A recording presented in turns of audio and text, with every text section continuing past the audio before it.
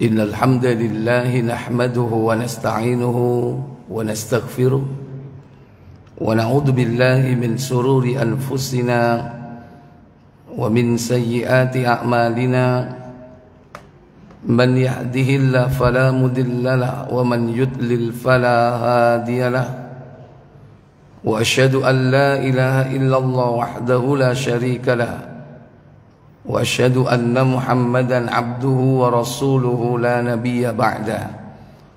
Allahumma salli wa sallim wa barik ala Muhammadin sallallahu alaihi wa ala alihi wa ashabihi wa man tabi'ahum bi ihsanin ila yaumiddin, amma ba'd. Bersyukur kita pada pagi yang berbahagia ini Allah mudahkan kita berjumpa kembali di Masjid Al-Muhajirin, Taman Boston. Setelah lama kita tidak berjumpa karena terhalang Covid. Bersyukur kita dipertemukan dalam keadaan sehat walafiat, khususnya diberikan oleh Allah kemudahan kita untuk tetap istiqomah dalam iman, dalam Islam, dalam amal soleh. Semoga Allah tabaraka wa ta'ala memberikan kita kemudahan untuk tetap teguh berpegang kepada keimanan dan amal soleh hingga datangnya al-maut. Tak lupa salawat dan salam semoga tetap terlimpah kepada junjungan kita Nabi besar Muhammad sallallahu alaihi wa ala alihi wasallam. Demikian pula untuk keluarga beliau, keturunan beliau, para sahabatnya dan seluruh pengikutnya hingga tibanya hari kiamat. Ikhwatal iman, a'izzakumullah, Bapak Ibu, saudara-saudari yang dirahmati Allah Jalla wa'ala. Ramadan tidak lama lagi kita akan menjumpainya, memasukinya jika Allah memanjangkan usia kita. Tapi tentunya kita berharap semoga bulan Ramadan dapat kita isi siang dan malamnya dengan berbagai macam ibadah yang dapat melipat gandakan amal pahala kita di sisi Allah kelak. Karena ada keutamaan di dalamnya satu malam yang lebih baik daripada 1000 bulan yang disebut dengan malam Lailatul Qadar. Tentunya tidak mudah untuk meraihnya, karena malam itu hanya cuman sekali saja dalam setahun. Sekalipun Nabi SAW sudah memberikan informasi kapan terjadinya malam itu, baik tentang tanggalnya ataupun tentang kemungkinan-kemungkinan ciri-ciri saat terjadinya. Akan tetapi semua itu semata-mata karunia dari Allah tabaraka wa ta'ala, kemudahan dari Allah tabaraka wa ta'ala. Para ulama di kalangan salafus salih, mereka untuk meraih Lailatul Qadar itu mempersiapkan diri jauh sebelum bulan Ramadan itu tiba. Bahkan 3 bulan sebelum Ramadan itu tiba, mereka sudah membiasakan diri untuk meningkatkan amal ibadahnya kepada Allah Jalla wa'ala. Karena ibarat hadiah, tidak mungkin itu bisa didapatkan dengan bermalas-malasan. Tentu melalui perjuangan dan pengorbanan. Sehingga dimulai dari bulan sebelumnya, mulai bulan Rajab, Sa'ban, bahkan ada yang memulai 6 bulan sebelum bulan Ramadan, sudah dimulai untuk mempersiapkan diri menyongsong malam 1000 bulan itu. Para bapak ibu saudara sekalian, dari contoh yang diberikan kepada kita melalui para nabi, para sahabat dan salafus soleh, ini patut menjadi suri tauladan bagi kita. Dengan pemahaman bahwa Allah tabaraka wa ta'ala akan memberikan karunia itu bagi orang-orang yang menanamnya. Karena tidak mungkin orang memetik buahnya tanpa menanamnya terlebih dahulu. Tidak mungkin ujuk-ujuk. Apa ujuk-ujuk ini? Begitu malam ganjil 10 hari terakhir lalu dia iktikaf, sementara sebelum-sebelumnya jauh dari aktivitas ibadah, jauh dari taqarrub kepada Allah, jauh dari amalan-amalan yang diharapkan di bulan yang berkah itu. Maka seorang muslim wajib mencontoh mereka, orang-orang yang sukses memperoleh malam 1000 bulan tersebut. Para ibu, para bapak saudara sekalian, yang pertama, fahami bahwa bulan ini merupakan bulan berkah, bulan di mana dilipat gandakan amal ibadah seseorang. Itulah kenapa disebut dengan Syahrum Mubarak. Karena memang bulan Ramadan itu bulan di mana setiap amal ibadah itu minimal dilipat gandakan 10 kali lipat. Khususnya puasa, Allah menyembunyikan pahala dari ibadah puasa itu. Tidak ada yang tahu kecuali hanya Allah. Karena Allah sendiri mengatakan, fa innahu li, karena puasa itu untukku, wa ana ajzibi, dan aku yang akan memberikan pahala. Demikian pula makna keberkahan itu, yakni ketika amal soleh itu dilipat gandakan saat datangnya Lailatul Qadar,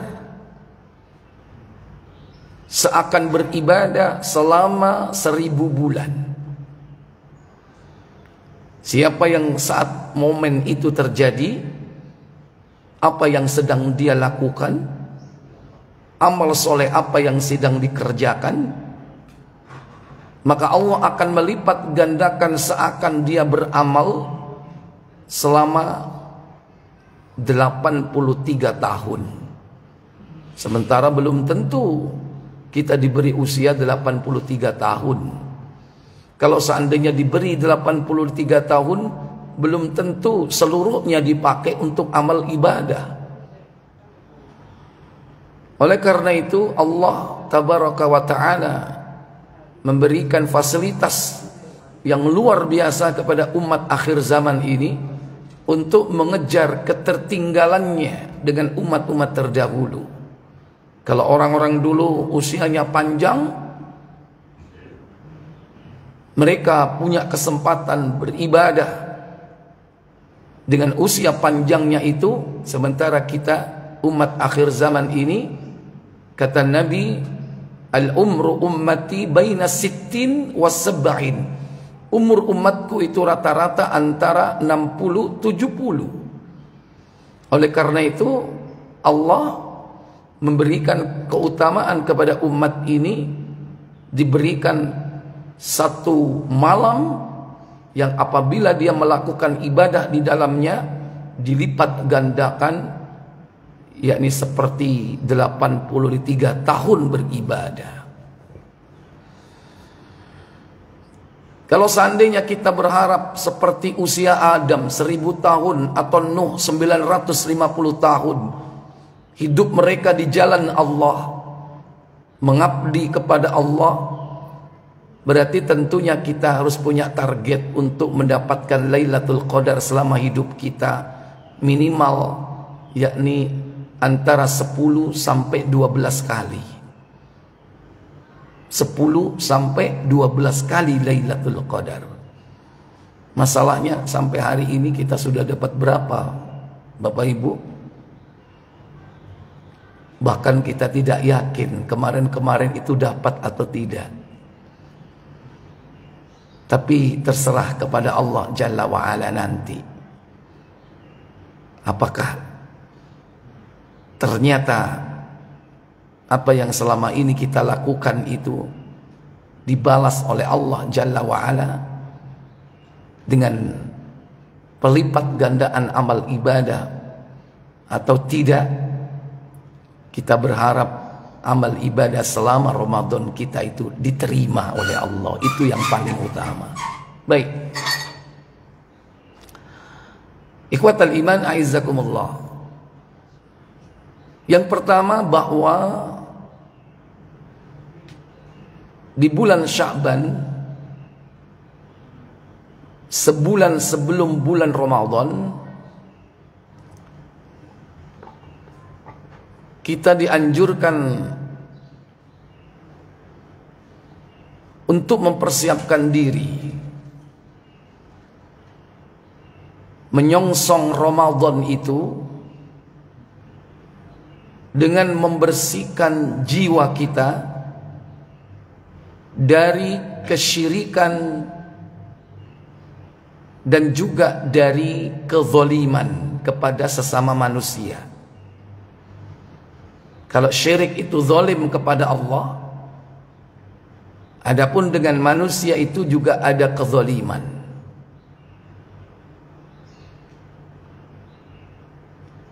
Allah tabaraka wa ta'ala setiap pertengahan malam bulan Sya'ban itu memantau hamba-hambanya. Dia akan mencari di antara hamba-hambanya itu, siapa di antara mereka itu yang akan diberi ampunan oleh Allah. Tapi Allah tidak memberi ampunan kepada dua kelompok manusia.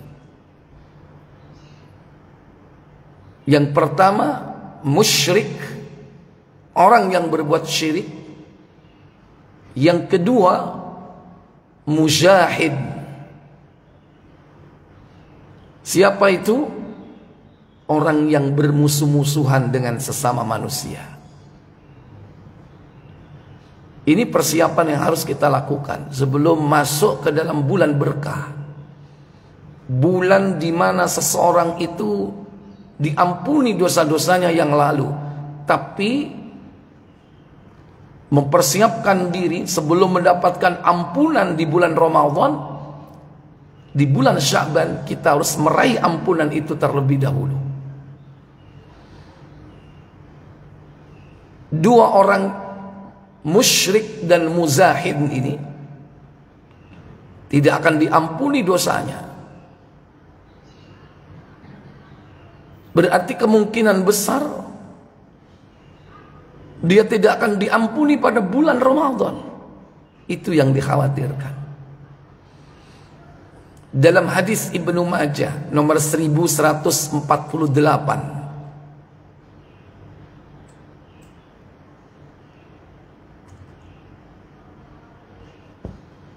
ini lagi error.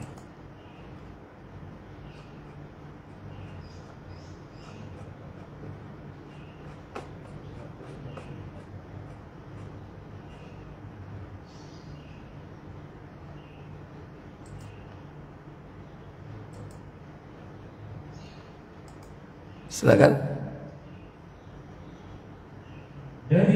Dari Abu Musa Al-Asy'ari dari Rasulullah SAW, beliau bersabda. Apa sabda beliau? Sesungguhnya Allah akan memantau di malam pertengahan Sya'ban, lalu Dia akan mengampuni semua makhluknya kecuali yang musyrik dan orang yang suka bermusuhan. Iya. Innallaha la yattali'u fi lailati nisfi Sya'ban. Sesungguhnya Allah memantau hamba-hambanya, yaitu pada pertengahan malam Sya'ban, pada malam pertengahan bulan Sya'ban. Jadi pertengahan malam bulan Sya'ban berarti kira-kira tanggal berapa, Pak? Tanggal 15 Sya'ban. Sekarang tanggal berapa? Belum, masih Rajab. Berarti masih ada banyak waktu nih. Ya, masih ada banyak waktu untuk mempersiapkan pertengahan Sya'ban ini. Jadi kita harus curi start. Sebelum Ramadan datang, kita sudah diampuni dulu. Fayaghfiru li jami'i khalqi. Maka Allah akan mengampuni li jami'i khalqi, seluruh makhluknya. Bahkan ini seluruh makhluk ya, bukan hanya manusia. Tentunya yang diampuni itu adalah yang mukallaf. Siapa mukallaf? Tsaqalain, al-jin wan nas. Jin dan manusia itu yang terkena beban syariat. Malaikat tidak perlu diberi ampunan karena mereka tidak berbuat dosa, sekalipun berakal. Adapun hewan diampuni atau tidak? Halo? Ya nggak perlu ampunan. Karena memang tidak berakal, jadi tidak mungkin dia mukallaf.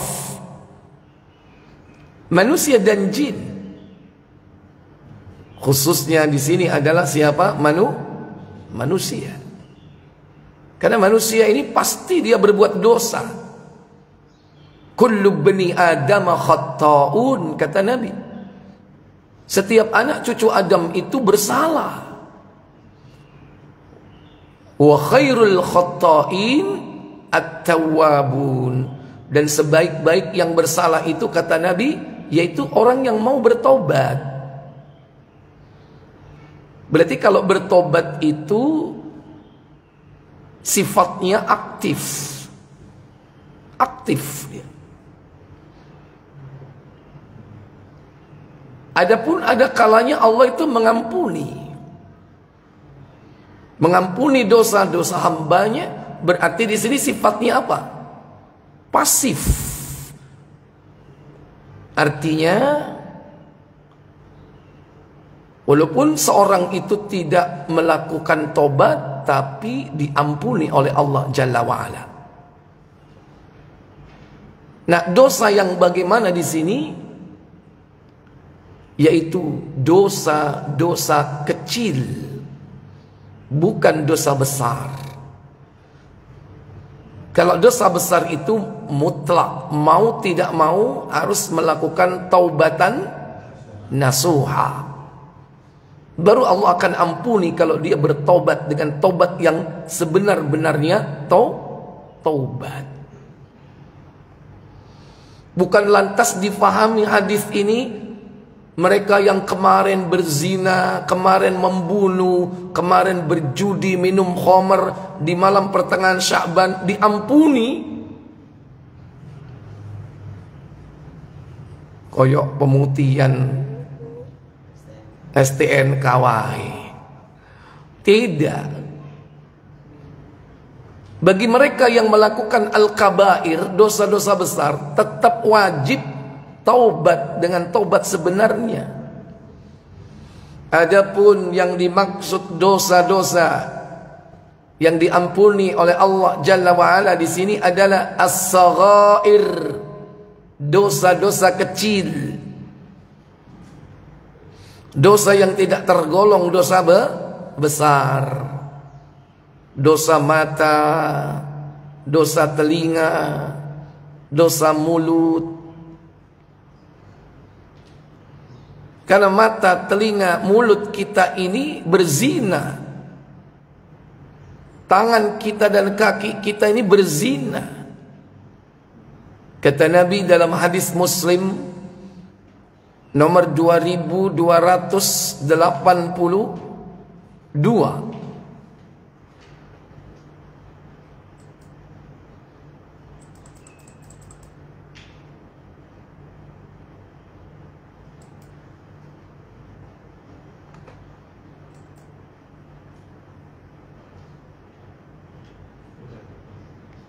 silakan. Dari Abu Hurairah radhiyallahu anhu, dari Nabi sallallahu alaihi wasallam bersabda. Apa sabda beliau sallallahu alaihi wasallam? Nasib anak Adam mengenai zina telah ditetapkan. Tidak mustahil dia pernah melakukannya. Dua mata zinanya memandang. Wal ainani tazniyan. Dua mata itu berzina.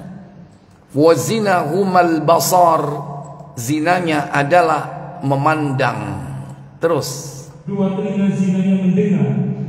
Ya. Wal udhunani tazniyani.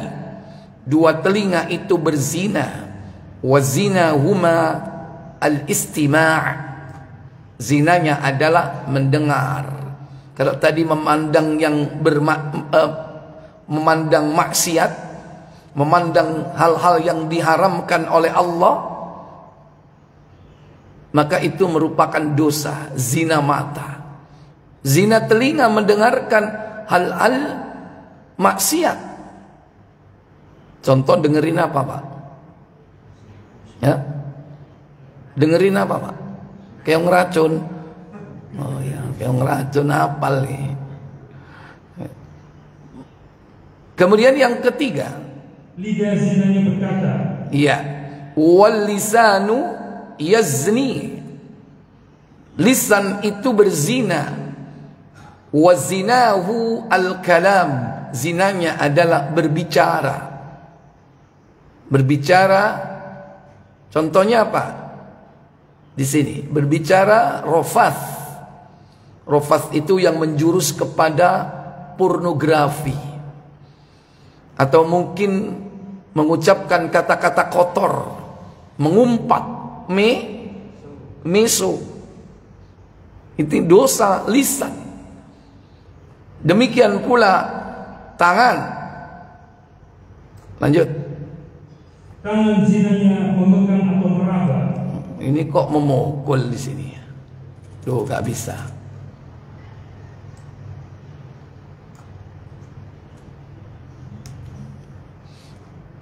Wal yadani yazniyani. Dua tangan itu berzina. Wazinahuma al-batshu. Ini terjemahnya keliru. Al-batshu memegang, meraba. Bukan yadribu. Kalau yadribu itu memukul. Demikian pula kaki. Warijlani yazniyani. Wazinahuma yamshi. Apa kata Nabi? Kaki zinanya melangkah. Bahkan wal qalbu yazni wa zinahu at-tamanni. Dan juga hati zinanya ingin dan rindu. Berharap, at-tamanni, berkeinginan. Hati pun berzina. Zinanya adalah berangan-angan, berharap, pengen, rindu. Sementara kemaluannya, apa kata Nabi?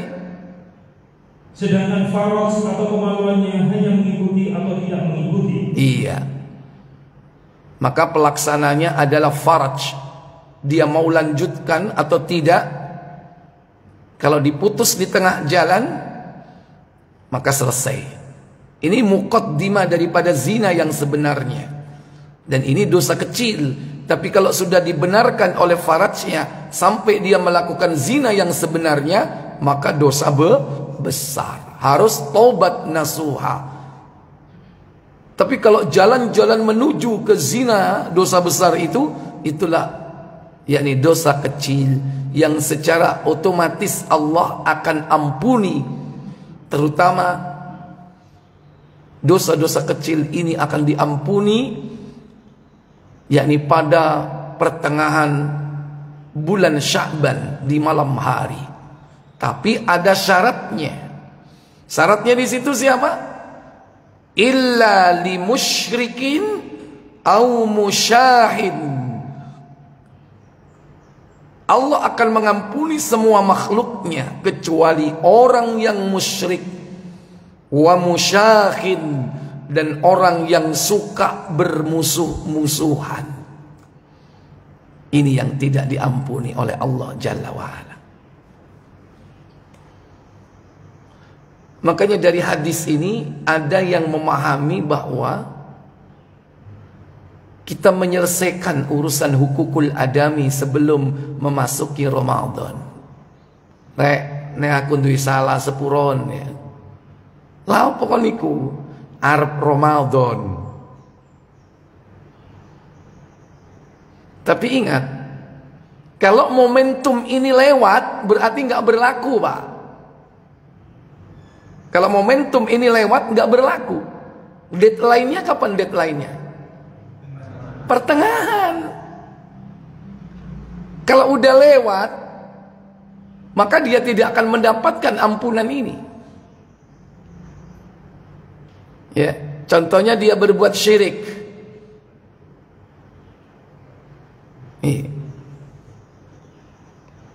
Dia tidak bertaubat sebelum itu.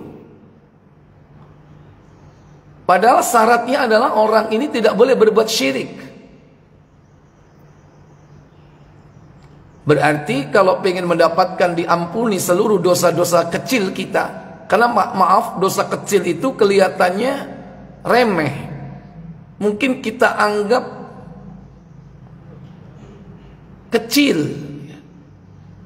tapi ketika ditumpuk terus,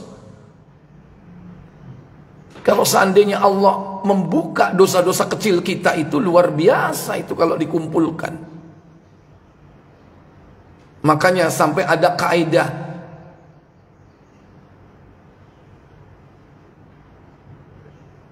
la saghair ma'al istimrar. Tidak ada dosa kecil kalau dilakukan terus menerus.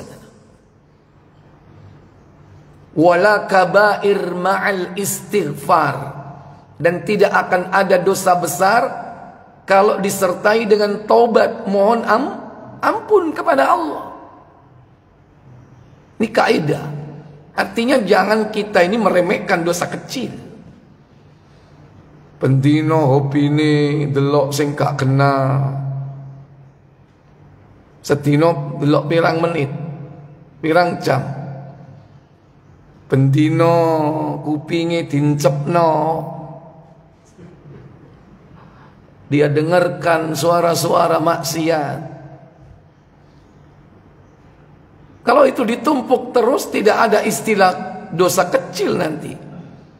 Makanya kita ini butuh dosa kecil itu diampuni, tapi dengan syarat orang itu tidak berbuat syirik. Nah, syaratnya di sini deadline-nya pertengahan Sya'ban.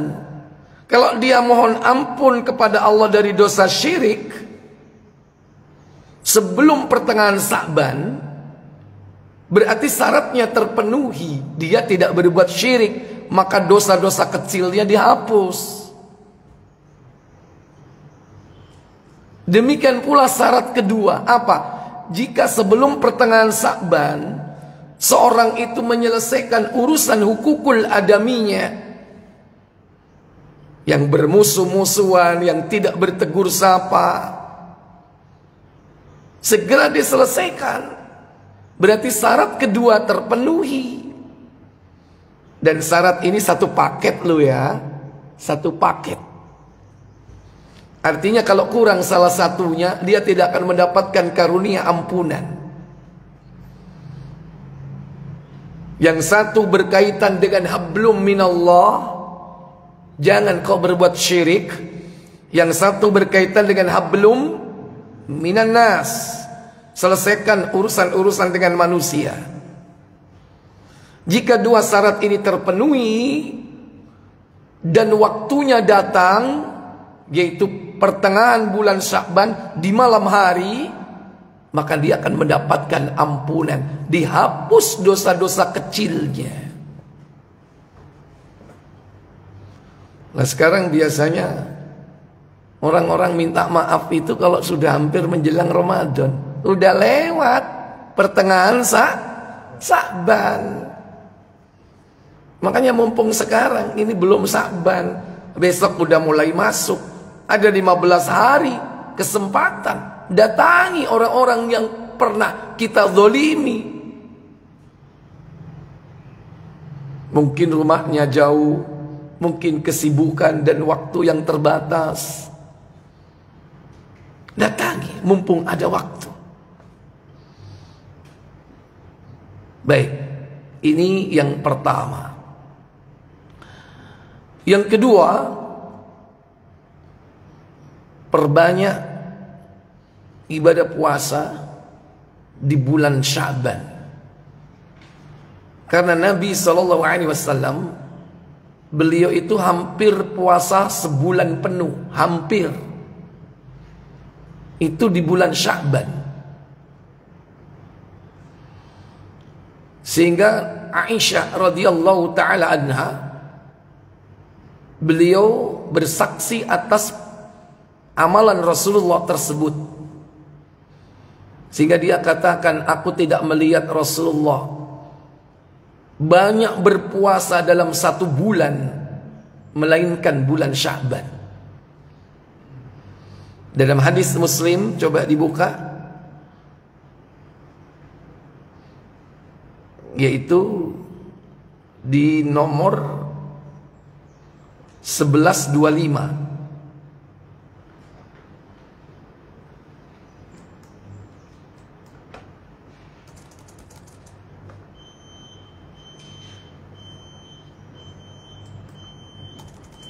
Silakan.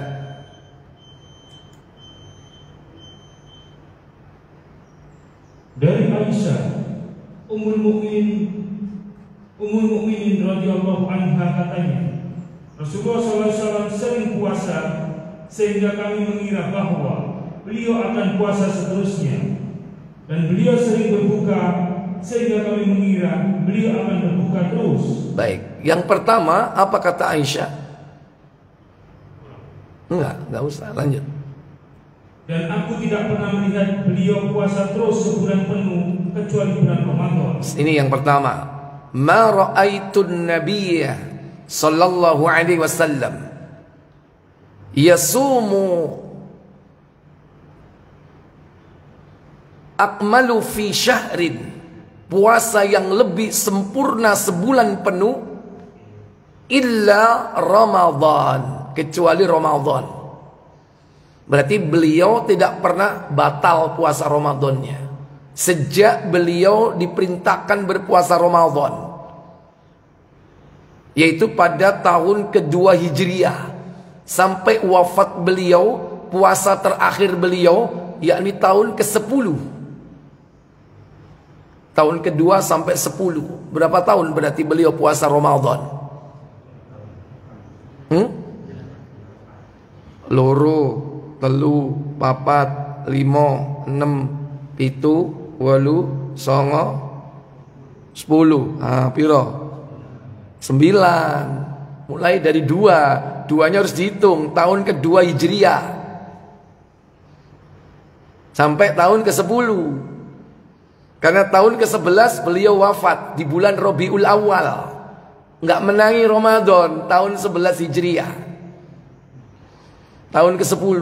Sebagaimana haji beliau, haji wada, tahun ke-10 di bulan Dzulhijjah. Sebelum itu kan Ramadan, itu terakhir Ramadan beliau.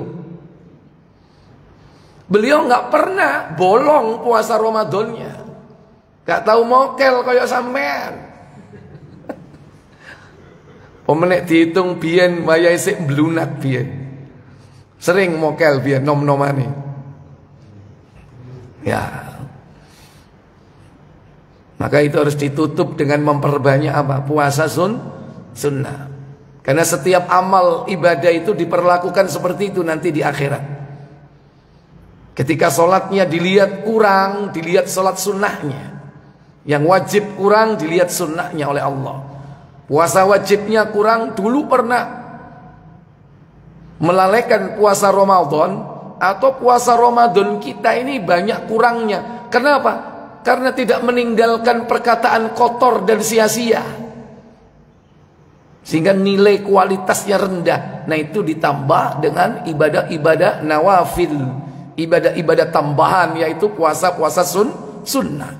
Demikian pula seluruh amalnya. Yang wajib itu jika kurang, maka dilihat amalan-amalan sunnahnya. Baik, yang kedua apa kata Aisyah? Dan aku juga tidak pernah melihat beliau puasa sunnah dalam sebulan yang lebih banyak daripada puasanya di bulan Sya'ban. Nah, kalau Ramadan full beliau.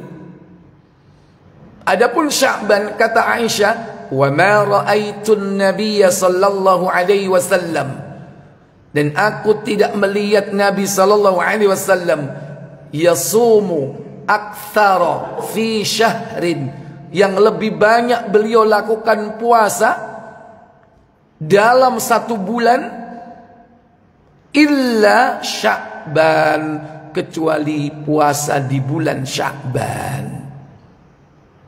Silakan perbanyak puasa. Yang udah biasa puasa sunnah Senin Kemis, maka di luar Senin Kemisnya niatkan puasa Sya'ban, mengikuti Rasulullah. Wis gak usah bingung niati, sing penting nang jero ati niat. Gak usah bingung harus merangkai kata dengan bahasa Arab, karena niat itu cukup di dalam hati, dan Allah Maha tahu. Cari wong Jawa kerenteke hati. Niat aja dalam hati, puasa sunnah Sya'ban.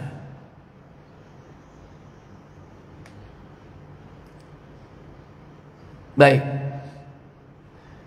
Jadi beliau perbanyak puasa. Yang biasanya puasa Yaumul Bid, berarti masih banyak kesempatan untuk puasa Sya'ban. Yang ketiga,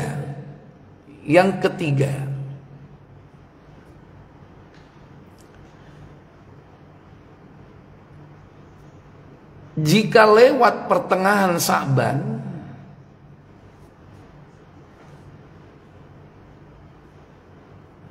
kita tidak melaksanakan puasa-puasa sunnah atau puasa Sya'ban, udah lewat pertengahan, maka justru kita tidak boleh puasa.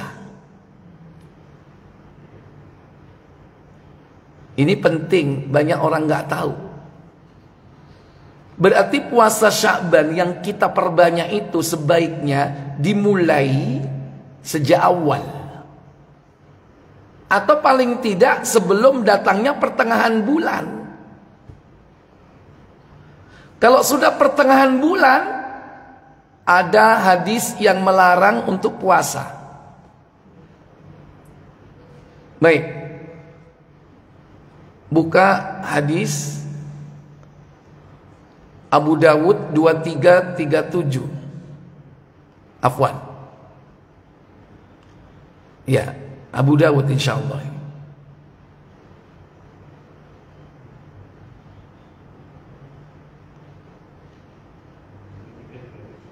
Dua tiga tujuh.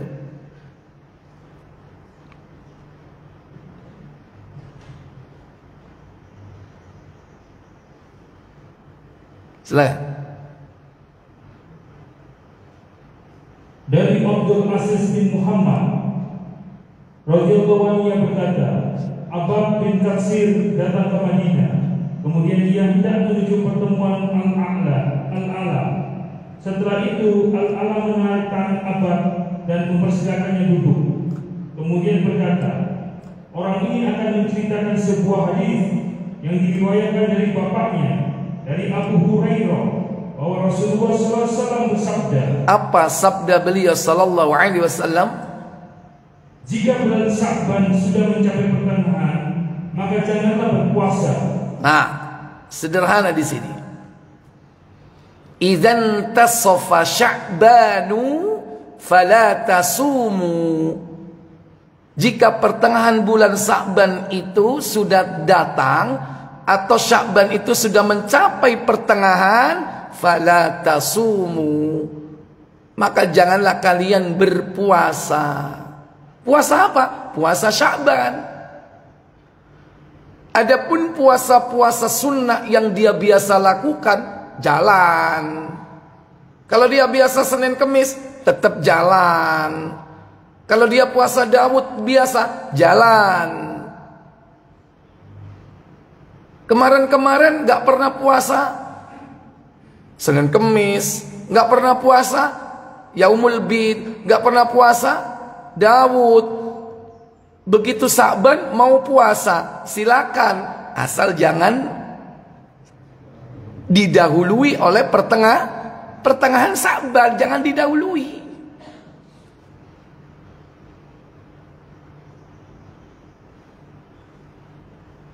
Ini sabda Nabi, hadis ini sahih. Abu Dawud tadi ya? Abu Dawud. Idzan tasafa Sya'banu fala tasumu.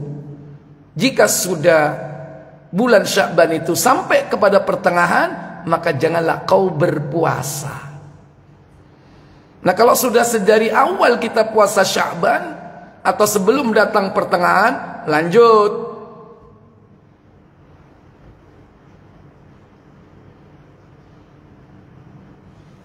Yang keempat,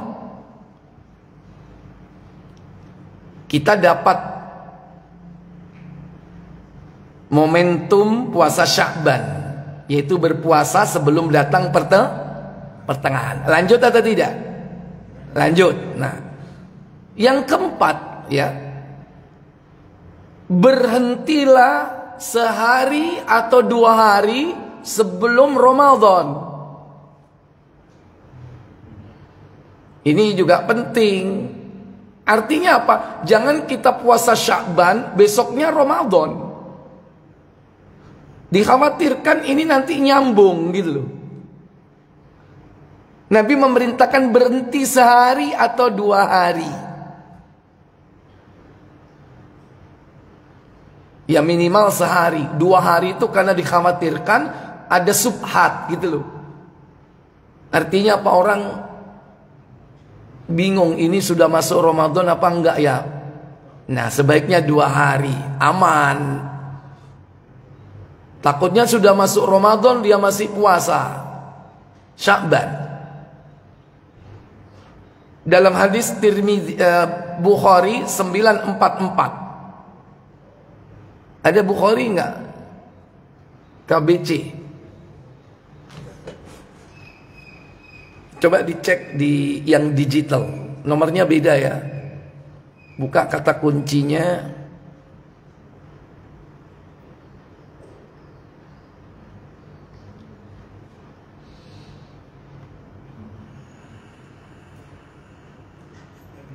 Jangan mendahului Ramadan, kata kuncinya itu. Jangan mendahului Ramadan. Kalimatnya itu. La taqaddamu Ramadan bisaumin. Jangan kau dahului Ramadan bisaumin, dengan berpuasa, yauman, sehari, au yaumaini, atau 2 hari. Udah ketemu? 1781. Ya, saya tidak bisa menampilkan ya karena ya, ini ada sedikit teknis. Berapa? 1781. Abu Dawud ada? Berapa? Kalau Abu Dawud? Ya, silakan yang Bukhari ya, baca. Saya carikan Abu Dawudnya aja. Baca yang Bukharinya. Iya. Telah menceritakan kepada kami Muslim bin Ibrahim, telah menceritakan kepada kami Hisham, telah menceritakan kepada kami Yahya bin Abu Katsir, dari Abu Salamah, dari Abu Hurairah radhiyallahu anhu, dari Nabi sallallahu alaihi wasallam bersabda, janganlah seorang dari kalian mendahului bulan Ramadan dengan berpuasa 1 atau 2 hari, kecuali apabila seseorang sudah biasa melaksanakan puasa sunnah, maka pada hari itu dia dipersilakan untuk melaksanakannya.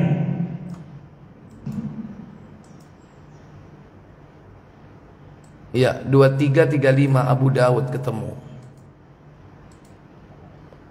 La taqaddamu Ramadan. La tuqaddimu, ya. La tuqaddimu Ramadan. Jangan kau dahului Ramadan. Dengan apa?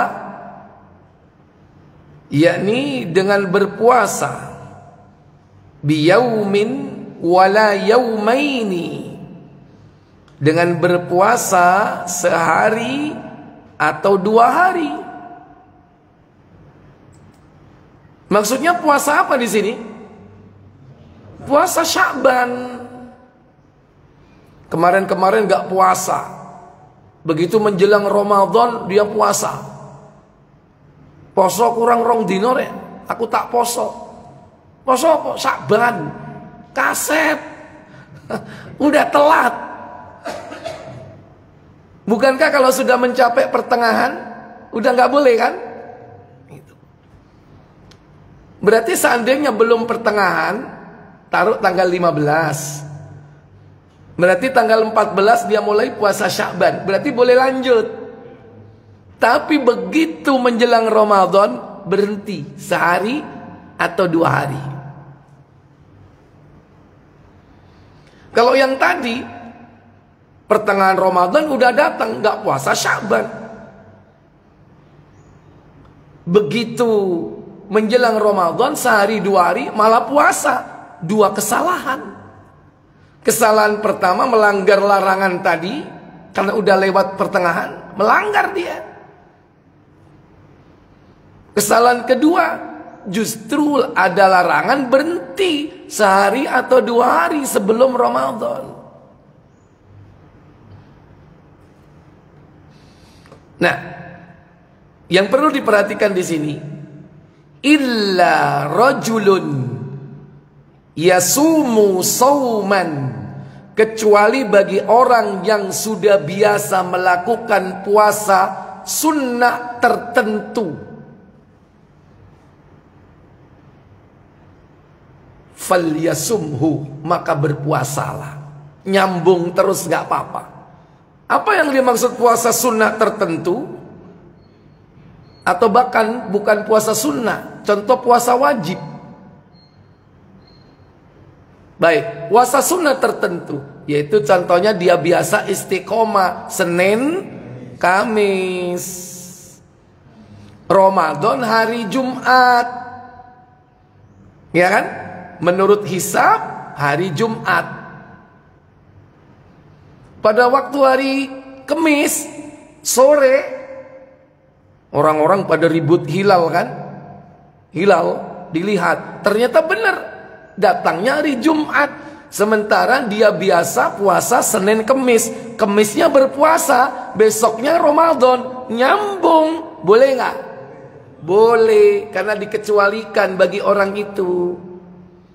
Illa rajulun kana yasumu sauman, kecuali bagi seorang yang terbiasa melakukan puasa tertentu, falyasumhu, maka berpuasalah. Atau puasa tertentu di sini maksudnya puasa wajib. Apa? Nyaur utang. Besok Ramadan, hari Jumat, sekarang Kamis, dia punya utang sehari. Kapan kesempatan bayarnya? Kapan? Ya sekarang. Karena tinggal 1. Karena hukumnya wajib segera. Maka boleh kalau itu merupakan puasa wajib, yaitu hutang puasa. Tapi cek nemen nih mepet-mepet. Senengane kalau mepet-mepet, padahal hari masih banyak kemarin, nggak segera. Dan itu pernah dilakukan oleh Aisyah. Hampir saja lewat itu bulan Sya'ban, beliau bayar utang puasa. Kalau nggak salah Muslim 1111 1111.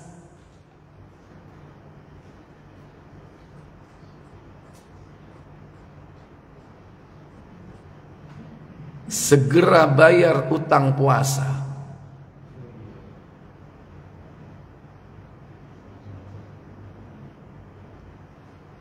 Sudah?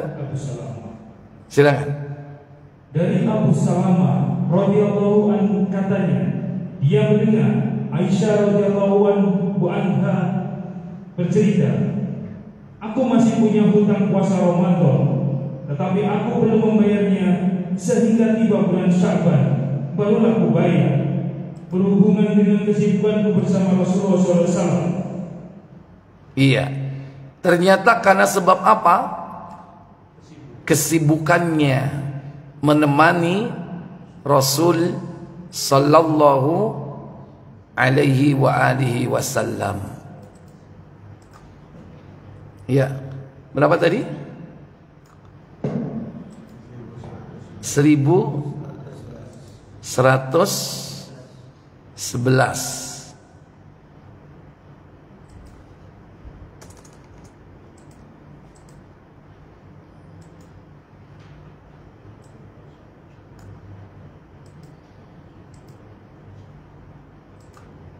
Ya, ini. Aku masih punya utang puasa Ramadan, tetapi aku belum membayarnya sehingga tiba bulan apa? Sya'ban, barulah aku bayar. Mepet nggak? Mepet. Kenapa? Karena kesibukan beliau melayani, menemani Rasulullah. Lah ibu-ibu saiki ku sibuk apa? Kok niru Aisyah? Senengane nek nyaur utang mepet-mepet. Tapi harus diingatkan lo ya. Mumpung ini Sya'ban lo. Ma, kemarin punya utang puasa enggak? Lihat agenda. Oh iya Pak, sak minggu. Loh. Ya, ingatkan istrinya mumpung Sya'ban ini karena saatnya. Kalau tidak segera dibayar utang puasanya, keburu lewat Ramadan, nunggak. Berarti kesempatannya kapan? Setelah Ramadan. Plus dengan apa? Dengan kafarat, denda. Apa dendanya? Ta'amu miskin. Memberi makan orang miskin. Itulah yang disebut dengan fidyah. Itu sebagai dendanya. Kemarin 7 hari nggak segera dibayar, datang Ramadan, ya sudah, berarti sudah habis, deadline-nya udah lewat, nggak segera bayar utangnya, maka kesempatan yakni setelah Ramadan. Tapi tidak sekedar membayar puasanya, ada dendanya. Karena apa? Nunggak. Saya tanya, PLN itu kalau terlambat nunggak ada dendanya enggak? Hah? Ayo, PLN itu niru sopo jane? Ya kalau bayar tagihan urusan dunia aja ada dendanya. Nah, dalam Islam juga demikian, ada dendanya. Dendanya apa? Fidyatun ta'amu miskin, memberi makan orang miskin. Sesuai dengan jumlah hari yang terlewatkan tadi. Berapa hari tadi contohnya? 7. Berarti memberikan makan kepada 7 orang miskin. Dan itu tidak menggugurkan kewajiban puasanya. Tetap pokoknya ya, yang menjadi pokoknya tidak tertinggal, tetap harus dilakukan, dendanya harus dibayar. Pokoknya adalah puasanya, dendanya adalah fidyah. Jadi nomor berapa tadi? 4. Jadi nomor 4 apa tadi? Berhenti puasa sehari atau 2 hari. Yang kelima, segera bayar hutang puasa. Masukkan itu ke poin. Dalilnya Muslim 11:1111. Ya, baik. Kemudian yang keberapa sekarang? Yang kelima. Yang keenam. Awali bulan puasa dengan mengikuti tuntunan sunnah Rasulullah sallallahu alaihi wasallam. Apa itu? Ru'yatul hilal. Sekalipun kita diberi kemampuan dan keahlian untuk menghitung melalui pendekatan hisab, tapi sunnah ini jangan ditinggal.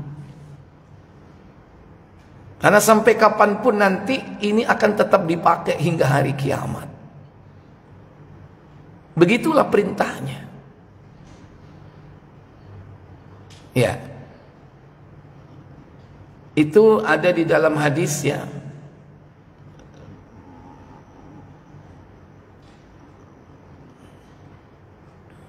Dan 940 Bukhari. Cari di yang digital kalimatnya, la tasumu hatta tarawul hilala. Janganlah kau berpuasa hingga kau melihat hilal. Wala tuftiru hatta tarawunahu. Dan janganlah kau berbuka berhari raya, maksudnya hatta tarawunahu, hingga kau melihatnya kembali. Wa idza gumma alaikum, jika bulan itu tertutup dari pandangan matamu, mungkin karena awan, ya, karena sesuatu hal yang sehingga tidak terlihat hilal itu, kata Nabi, faqduru lahu salasin, genapkan bulan itu menjadi 30, yaitu metode ikmal, yaitu menyempurnakan bilangan bulan. Ini sebetulnya sederhana, mudah gitu. Artinya siapapun bisa melakukan selama pandangannya normal ya. Nah ini kak normaliku kak oleh pak delok hilang. Makanya ada syaratnya. Di samping normal orangnya adil dan sedang tidak melakukan maksiat, contoh minum khamr, delok hilal, bahaya ya. Bulannya tadi piro. Nah, gitu. Sudah ketemu Bukhari.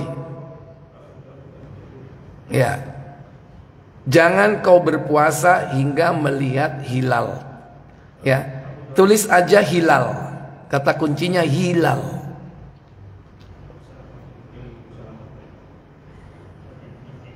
Ya, baik. Sambil dicari. Yang terakhir.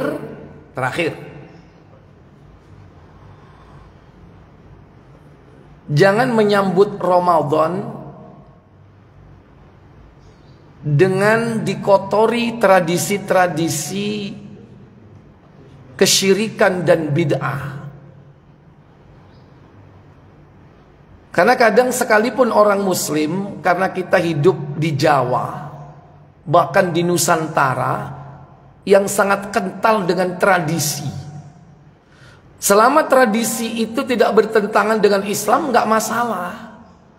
Tapi kalau tradisi itu mengandung penyimpangan terhadap akidah, atau i'tiqad, keyakinan yang tidak ada dasarnya.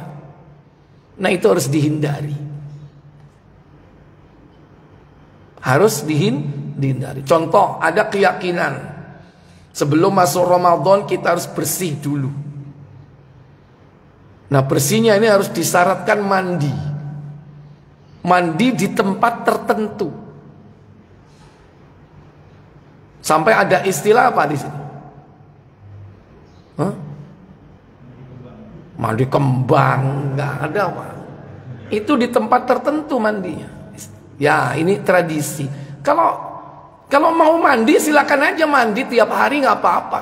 Nggak ada keyakinan ya kan. Tapi ini apa? Ada syaratnya, tempatnya tertentu, saatnya, waktunya juga tertentu. Itu loh. Dan itu ada keyakinan dalam hatinya. Kalau mandi dari situ jiwanya pasti bersih. Nah, ini. Siapa yang bisa menjamin mandi fisik akan membersihkan jiwa juga? Tidak ada jaminan. Orang kafir pun tiap hari mandi, tapi jiwa mereka najis tidak? Innamal musyrikuna najasun. Sesungguhnya orang musyrik itu najis. Apa najis? Jiwanya najis. Walaupun tiap hari dia mandi, karena mandinya mandi jasad, mandi fisik. Maka jangan sampai ada keyakinan mandi di tempat tertentu jiwanya dibersihkan. Makanya ada tradisi istilah, maaf ya, padusan. Contohnya begitu. Orang Jawa apa? Bilangnya apa? Mandi itu apa? Adus. Makanya ada istilah padusan. Atau yang lainnya.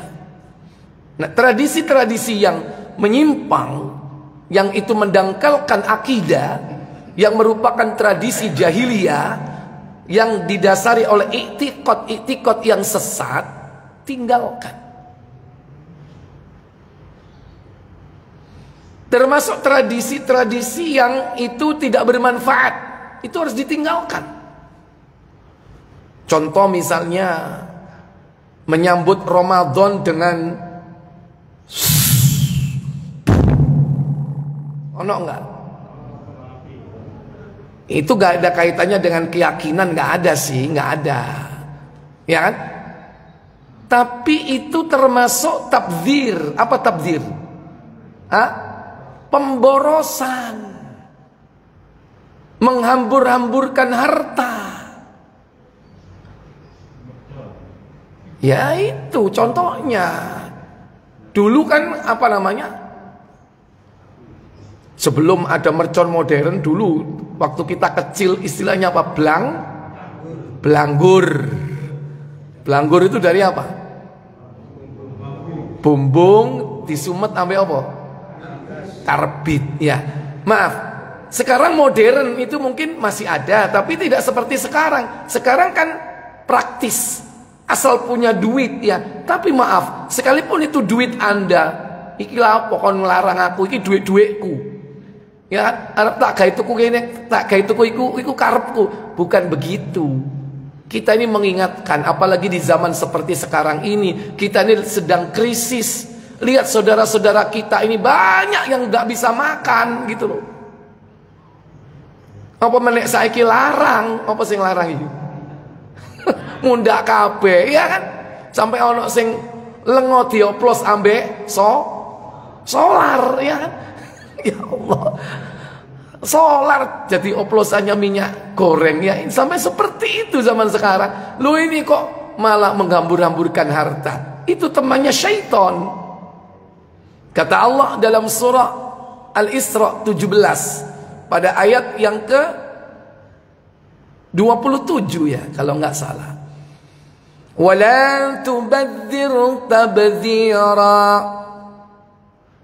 Innal mubadzirina kanu ikhwanasy syayatin. Benar. Ayat berapa?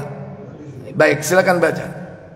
Sesungguhnya pemboros-pemboros itu adalah saudara-saudara Syaitan, dan Syaitan itu adalah sangat ingkar kepada Rabb-nya. Iya. Jadi Bapak Ibu, ini yang harus dihindarkan. Tadi tradisi yang tidak sesuai dengan tuntunan, ya, hindarkan. Terutama jahiliyah, tradisi-tradisi jahiliyah, ya, tinggalkan. Gitu. Misalnya ada tradisi kita orang Jawa itu suka nganter-nganter makanan menjelang Ramadan. Nganter makanannya bagus, boleh nggak? Boleh. Tapi kalau dengan pakem-pakem tertentu dan keyakinan-keyakinan tertentu, ini yang masalah. Kalau kita dulu tradisinya buat apa? Apem.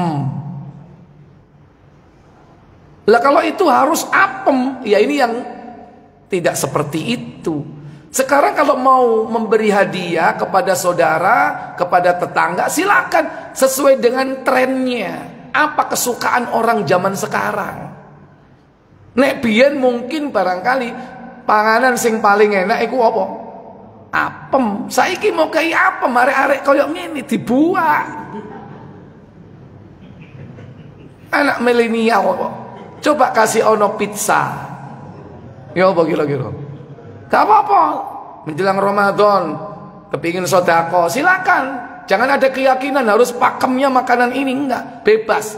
Mau kebab, mau apem, ya kan? Mau silakan sesuai dengan trennya. Ote-ote kula senenganmu. Ya gak apa-apa kalau seneng, ya, divariasi. Sebelah iki senengane ote-ote. Silakan ote-ote. Sebelah iki apa? Utuk-utuk. Silakan. Ngarep senengane kucur. Tukono golekno kucur, ya kan? Senengane apa? Bagus. Tapi jangan sampai ada pakem-pakem tertentu. Nah, juga ada keyakinan. Ada keyakinan. Ini yang bahaya. Saya masih ingat dulu mbah-mbah kita, itu apem itu dibuang di genteng. Ini karena keyakinan. Nah, seperti itu harus dihilangkan. Artinya tidak perlu dilaksanakan.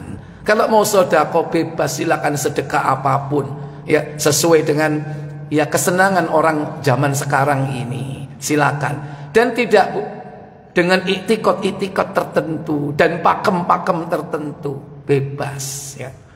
Ini jadi tradisi-tradisi yang hal itu tidak sejalan dengan syariat Islam, maka tidak perlu dilakukan. Tidak perlu dilakukan. Kalau selama itu tidak bertentangan, tafadhol, silakan melakukannya, ya. Baik, tadi sudah ketemu apa itu? Iya, dengan hilal. Baik, baca, setelah itu selesai. Silakan. 17:46. Iya. Iya, silakan. Dari Aku mendengar Abu Hurairah radhiyallahu anhu berkata, dari Muhammad bin Ziyad, Nabi SAW bersabda, atau katanya Abu Qasim SAW telah bersabda, berpuasalah kalian dengan melihatnya hilal, dan berbukalah dengan melihatnya pula. Apabila kalian terhalang oleh awan, maka sempurnakanlah jumlah bilangan hari bulan Sa'ban menjadi 30. Dan melihat hilal itu bisa diwakili cukup dengan 2 orang. Ya. Fa in syahidaini, jika ada 2 orang yang menyaksikan, falyasumhu, maka berpuasalah, kata Nabi. Nah, kalau di negeri kita ini yang lihat banyak, Pak, bukan 2 orang. Kalau di zaman Nabi itu Nabi mengatakan 2 orang syaratnya apa? Syahidaini adilain, 2 orang yang adil. Kalau melihat, maka itu diterima kesaksiannya. Karena dulu di zaman itu sahabat, ya. Kalau sekarang ini mungkin perlu disumpah. Kalau sahabat dulu, sahabat, ya. Bahkan pernah seorang sahabat saja melihat Nabi sudah melakukan. Kenapa? Karena tahu Nabi track record dia, gak bohong gitu. Kalau sekarang, makanya ditetapkan mereka para syahid itu disumpah ketika dia bersaksi kalau dia melihat hilal. Dan jumlahnya bukan hanya satu, sekarang banyak. Ya, dalam Islam begitu. Ini sunnah yang tetap jangan sampai ditinggalkan. Walaupun kita juga dibantu dengan keahlian kita di bidang apa? Menghitung hari. Wallahu a'lam. Saya pikir cukup ini yang bisa saya sampaikan dalam pembahasan kajian menjelang Ramadan pada pagi yang berbahagia ini. Sebelum saya tutup, mungkin ada pertanyaan? Saya beri waktu, silakan. Ya. Waalaikumsalam warahmatullahi wabarakatuh.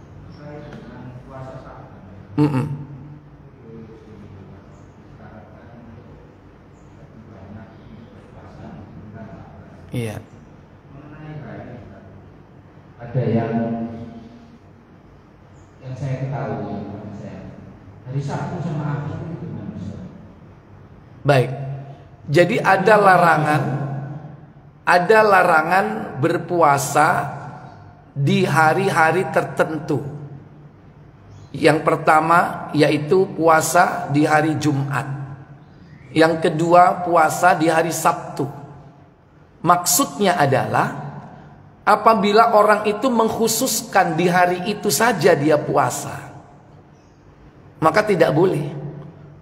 Kalau udan, kalau angin, ujuk-ujuk langsung poso dino Jumat. Lu kan poso dino Jumat? Iya. Nyaur utang ya? Enggak. Terus pokoknya aku poso. Nah ini tidak boleh. Ya, berarti dia mengkhususkan hari itu. Nanti ditakutkan apa? Tasyabbuh. Tasyabbuh mengikuti atau menyerupai orang-orang kafir. Nah, kecuali kalau dia itu tidak hari itu saja, tapi diawali dan diakhiri. Mungkin sebelumnya Kemis, kan poso apa? Senin Kemis. Loh, swingi Senin gak poso. Iya aku sempati Kemis sih. Senin ono traktiran. Aku tak poso dino Kemisi. Nah Jumat nyambung. Kok ketokane awakku enak poso dino Kemis. Besok tak poso meneh nyambung. Boleh. Ada temannya. Ya kan? Nek ujuk-ujuk moro-moro Jumat kalau udan, kalau angin ya. Nah itu yang dimaksud mengkhususkan hari-hari tertentu, itu yang tidak boleh. Wallahu a'lam.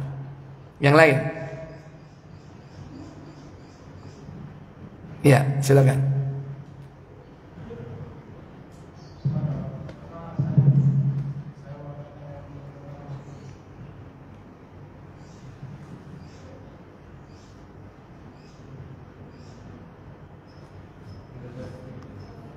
Silakan.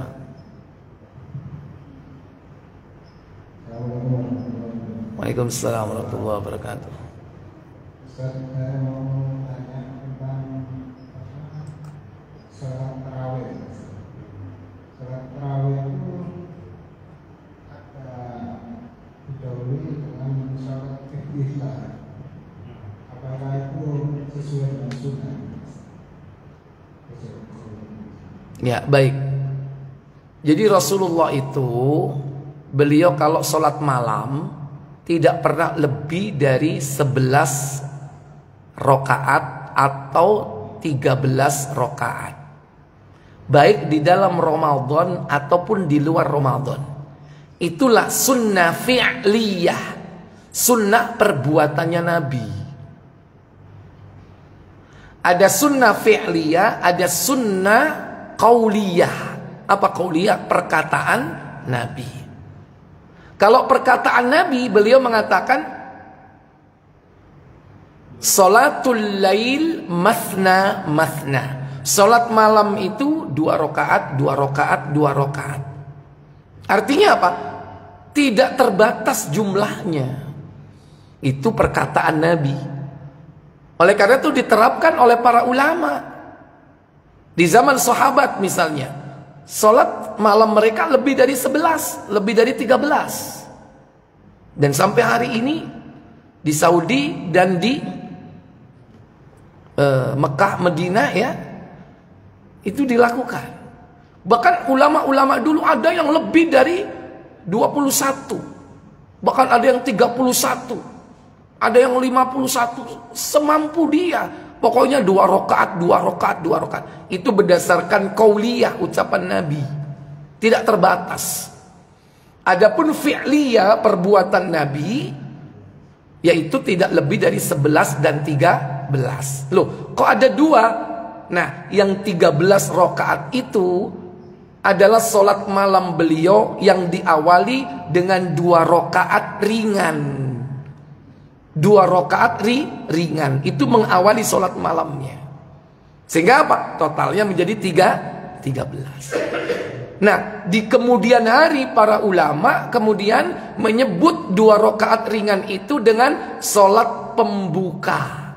Arti pembuka adalah iftitah. Tapi tidak harus. Tidak harus.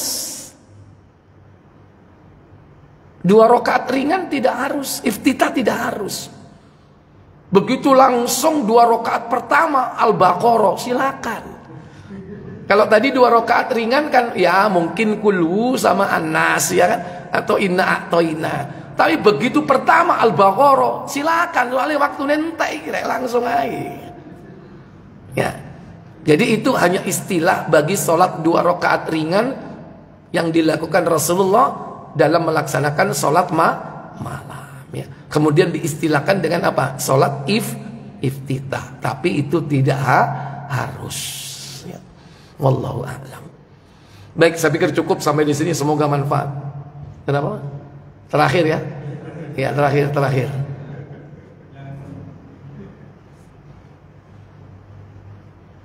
Yang pertama Ustaz. Tuh, ABCD. Oh, yang pertama. Tadi Ustaz mengatakan di bulan Ramadan minimal 10 pahala dilipat gandakan. Betul. Yang pertama, apakah memberi nafkah batin pada istri di bulan Ramadan juga dilipat gandakan pahalanya Ustaz? Apakah perlu juga? Itu yang pertama Ustaz. Yang kedua, sana sing gorong kawin iku lho rek. Kalau gak rumangsa kancamu akeh durung rabi iku. kalau dilipat gandakan kan lebih baik ibadah yang lain Ustaz. Kemudian yang kedua Ustaz, Ya. Saya butuh penjelasan yang lebih detail perkataan kotor dan sia-sia dari Ustaz menyampaikan supaya ini, karena sekarang susah Ustaz membedakan yang sia-sia itu. Apakah melihat status juga termasuk sia-sia, kemudian melihat ini juga sia-sia, TikTok sia-sia termasuk kategori, sementara ada ceramah juga di TikTok juga Ustaz. Nah, itu yang kedua. Yang ketiga, berinteraksi dengan Al-Quran Ustaz. Saya kok pemahamnya agak banyak mana yang harus dipilih dan yang paling banyak pahalanya Ustaz. Pertama, membaca, hanya sekedar membaca.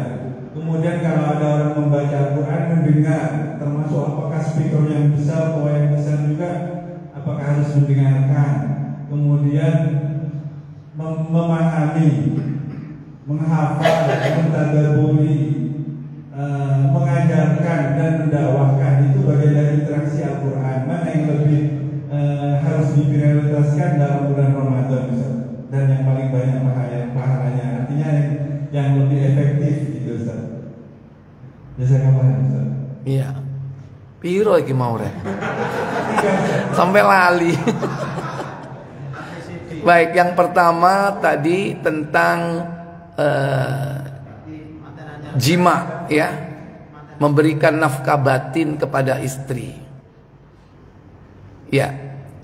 Tidak ada dalil yang spesifik mengenai pahala yang dilipatkan dalam urusan itu. Karena ibadah yang dimaksud di sini yaitu ibadah mahdhah. Ibadah mahdhah. Salat ya. Puasa. Demikian pula termasuk membaca Al-Qur'an, zikir ya kan. Ada ibadah-ibadah yang ghairu mahdhah, seperti muamalah, bekerja ya kan. Nah itu tidak ada dalil yang spesifik menjelaskan tentang itu. Yang dimaksud dalam hadis itu, setiap amal anak Adam di bulan Ramadan dilipat gandakan minimal 10 kali lipat itu, yaitu ibadah-ibadah mahdhah. Ya. Gitu. Nah, adapun untuk urusan sunnah Rasul, ya sebutan umumnya kan begitu, ya kan? Ya, mengistilahkan begitu.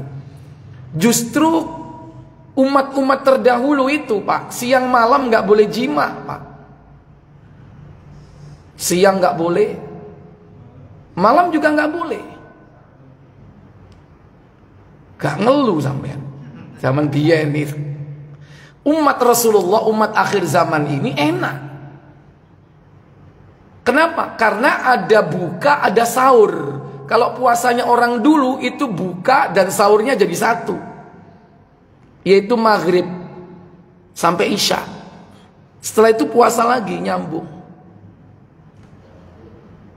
Dan gak boleh jima. Kalau kita ada maghrib sampai subuh, waktunya panjang. Makanya di situ ada kesempatan, sehingga Allah turunkan Al-Quran ayat 187 Al-Baqarah. Saya bukakan ya. Ini ayat yang luar biasa ya. Karunia dari Allah untuk kita. Ukhilla lakum laylatas siyamir rafathu ila nisaikum hunna libasul lakum wa antum libasul lahun alimallahu annakum kuntum takhtanuna anfusakum fataba alaikum وعفا عنكم فالآن باشروهن وابتغوا ما كتب الله لكم وكلوا واشربوا حتى يتبين لكم الخيط الأبيض من الخيط الأسود من الفجر ثم أتموا الصيام إلى الليل ولا تباشروهن وأنتم عاكفون في المساجد تلك حدود الله فلا تقربوها كذلك يبين الله آياته للناس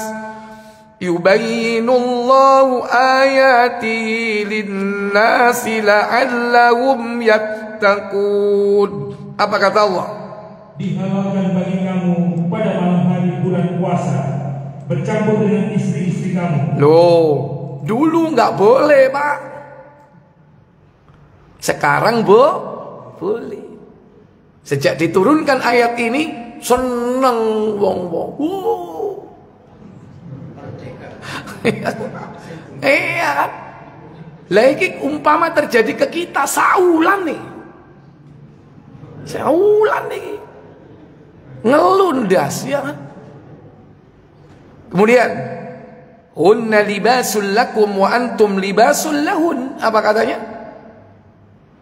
Mereka adalah pakaian bagimu dan kamu pun adalah pakaian bagi mereka. Artinya podo botoe rek. Gak sing lanang tok, sing wedok ya boto. Cuman kan dia itu diberi rasa malu yang tinggi. Kadang meneng, tapi gelagate ketok sampean usrek kae. Iku yang turung nikah kok peringas-peringi seru ta. Baik. Apa kata Allah? Alimallahu annakum kuntum takhtanuna anfusakum. Apa katanya? Allah mengetahui bahwasanya kamu tidak dapat menahan nafsumu. Terus. Karena itu Allah mengampuni kamu dan memberi maaf kepadamu. Maka sekarang campurilah mereka. Fal'ana bashiruhunna. Campuri mereka sekarang setelah diturunkan ayat ini. Kemudian wabtagu ma kataballahu alaikum dan ikutilah apa yang telah ditetapkan Allah untukmu. Iya. Sampai kapan kita boleh melakukan itu? Lanjut. Dan makan minumlah hingga terang bagimu benar benang putih dari benang hitam. Ini maksudnya bukan hanya makan minum, ya kan? Kulu mangano bebas, washrobu minumlah bebas. Secara implisit tersembunyi, ya, jimaklah dengan bebas. Cuman gak disebut nang kene, tapi implisit. Karena iku podo mbek mangan, podo mbek ngombe. Kenapa? Kadang luwe, kadang ngelak. Ya, sampai kapan? Yaitu sampai terang bagimu benang putih dan benang hitam. Yang dimaksud yaitu apa, fajar. Berarti sampai subuh. Makanya Nabi mengatakan al-faslu baina siyamina wa siyami ahlil kitab akalatas sahur. Pembeda antara puasa kita dengan puasanya ahlul kitab adalah makan sahur. Mereka nggak ada makan sahur, cuman buka. Nggak ada makan sahur mereka.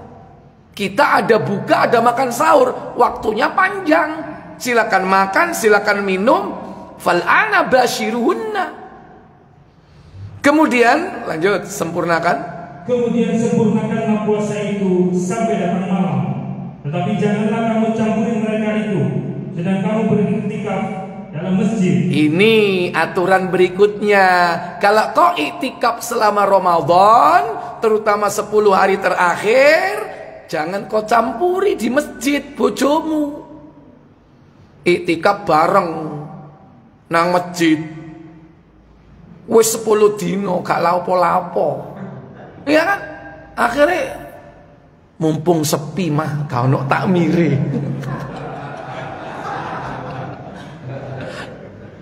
Nggak boleh. Sampai ada aturan ini, jangan kau jima istrimu ketika kau sedang iktikaf di masjid. Karena ini bisa saja terjadi. Kalau nggak mungkin terjadi, kenapa Allah turunkan ayat ini? Jenenge menungso. Ya, jangan dianggap masjidnya seperti ini kecil, ya kan? Kan ketok.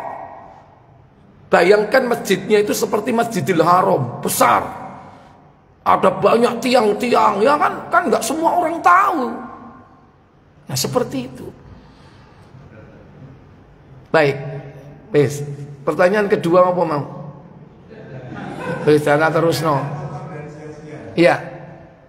Man lam yada qaula zur wal amalu bihi.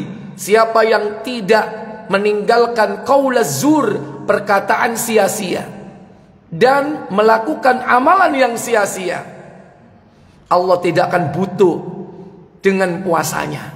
Dia menahan lapar dan minumnya. Apa qaula zur di situ? Makna qaula zur itu perkataan dan perbuatan yang tidak bermanfaat. Pokoknya yang nggak bermanfaat tinggalkan. Apalagi yang mengandung dosa. Yang mengandung dosa sudah jelas itu bisa mengurangi. Mengurangi apa, Pak? Pahala. Nah, yang sia-sia ini tidak mengandung dosa, tapi itu termasuk sesuatu yang tidak bermanfaat, menyia-nyiakan waktu. Menyia-nyiakan yakni ya kesempatan kita. Untuk ngobrol ngalor ngidul urusan hobi. Apa? Manuk. Nek ana lomba iki Ramadan, ya kan? Aku poso manukku tapi gak poso. Misalnya begitu. Yes, ngobrol tentang apa-apa yang gak manfaat. Hobi itu macam-macam. Ada yang hobi ini otomotif, ada yang hobi mancing, ya kan? Enak rek mancingku nek bayar bengi kon. Apa nek sore-sore menjelang buka gak kroso kon. Ya kan? Moro-moro gak oleh iwak tapi buka. Nah, itu contoh. Sia-sia. Itu bisa nilai dari pahala amal ibadah kita ini tidak maksimal. Apalagi ucapan itu mengandung kedustaan. Satu ucapan. Yang kedua, wal amalu bihi, pekerjaan. Bukan hanya ucapan, apa? Yaitu pekerjaan yang sia-sia. Contoh, mendengarkan apa? Musik. Mendengarkan musik itu termasuk sia-sia. Kan mestinya bisa dimanfaatkan untuk mendengarkan apa? Murattal. Itu sia-sia, menghabiskan waktu. Makanya Nabi mengatakan dalam hadis Tirmidzi, nikmatani makbunun alai katsirun minan nas, as-sihhatu wal faragh. Dua nikmat yang banyak manusia lalai dari dua perkara nikmat ini. Apa itu? As-sihhatu, nikmat sehat. Wal faragh, dan waktu luang. Hadis Tirmidzi nomor 2304. Itu dua nikmat yang banyak orang lalai. Ya, jadi perkataan, pendengaran yang sia-sia, musik, atau juga perbuatan yang sia-sia. Apa? Melaku-melaku, nang di nang mall, ngabu burit, sia-sia. Sumpah Ustaz nang omah, timbangane nang omah ngelutek ngenteni buka. Tak melaku-melaku ae nang mall, cuci mata. Justru itu akan menambah dosa kalau yang kita lihat adalah aurat, ya kan? Apalagi zamannya mau hari raya, Pak ya. Menjelang hari raya ini banyak big sale, ya kan? Pameran juga banyak SPG. Apalagi SPG apa? Minyak wangi, ya kan? Gaya rok mini enggak? Rok mini, ya. Iya. Katanya itu mungkin cuci mata. Itu gara-gara lagu itu, melaku nang liwat toko ngumbah motor, ya. Memang refreshing, menghilangkan stres, tapi jiwa semakin kotor. Stres hilang, kumat teko, ya kan? Artinya jiwanya bukan semakin bersih, tambah semakin kotor. Jadi itu perkataan, perbuatan yang sia-sia. Adapun istilah TikTok itu hanya sarana, Pak. Yang tidak diperbolehkan itu kontennya apa. Kalau kontennya maksiat, tinggalkan. Kalau kontennya adalah manfaat berupa kajian, ya kan, baca Al-Quran, silakan. TikTok itu hanya sarana saja. Itu hanya wadah. Yang terpenting di sini apa? Kontennya itu apa? Itu. Ya. Lah kalau kontennya selfie, joget-joget, ya itu sia-sia atau tidak? Sia-sia. Buat apa? Gitu. Terakhir apa tadi? Berinteraksi dengan Al-Quran. Baik. Sebetulnya kalau kita berinteraksi dengan Al-Quran itu ada banyak tahapan. Pertama, membaca. Kedua, mempelajari. Ketiga, memahami, mentadabburi.